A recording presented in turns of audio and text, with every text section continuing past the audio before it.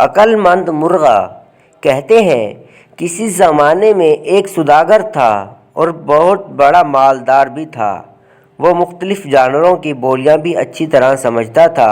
اسی دن اس نے اپنے مویشی خانے میں گدھے اور بیل کو آپس میں باتیں کرتے سنا۔ بیل گدھے سے کہہ رہا تھا، تم خوش قسمت ہو، جبکہ میں سارا دن ہل چلاتا ہوں اور تم مزے سے رہتے ہو۔ گدھے نے کہا، میرا کہا مانو تو تم بھی آرام پاؤ گے، کل کے وقت بیمار پڑ جانا تو مالک تم سے کام نہیں لے گا۔ بیل نے خوش ہو کر تجویز پر پورا عمل کرنے کا یقین دلایا۔ سوداگر نے ان کی باتیں سن لیں مگر خاموش رہا۔ اگلے دن جب ملازم نے بیل کو بیمار ہونے کی اطلاع دی تو سوداگر مسکرا دیا اور کہا، گدھے کو لے چلو۔ نوکر گدھے کو لے گیا اور شام تک کام لیا۔ رات کو جب گدھا آیا تو بیل نے شکریہ ادا کیا کہ تمہاری تجویز خوب رہی اور مجھے آرام کرنے کا موقع مل گیا۔ گدھا دن بھر مشقت سے چور چور تھا اور اس وقت تو خاموش رہا، لیکن جی میں سوچتا رہا۔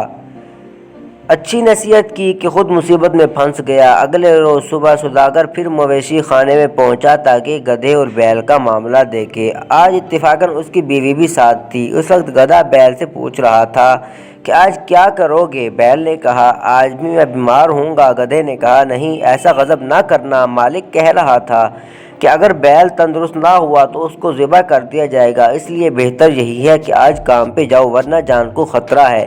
سوداگر یہ سن کر ہنس پڑا۔ اس کی بیوی نے حیران ہو کر پوچھا، آپ کیوں ہنسے؟ سوداگر نے کہا، مجھے گدھے اور بیل کی باتوں پر ہنسی آ گئی۔ بیوی نے دریافت کیا کہ ان میں کیا گفتگو ہوئی؟ سوداگر نے کہا، یہ ایک راز ہے، اگر ظاہر کر دیا تو میری جان کو خطرہ ہے۔ بیوی اصرار کرنے لگی اور کہا کہ تم بہانے بناتے ہو، درست بات نہیں بتائی تو میں اپنے آپ کو قتل کر لوں گی۔ سوداگر نے اسے بہت سمجھانا چاہا لیکن وہ اپنی ضد پر اڑی رہی اور ساتھ ہی وہ رونا پیٹنا شروع کر دیا۔ سوداگر پریشان ہو گیا کہ اگر اب بتاتا ہوں تو میری زندگی پر حرف آتا ہے، نہیں بتاتا تو یہ جان کھو دیتی ہے۔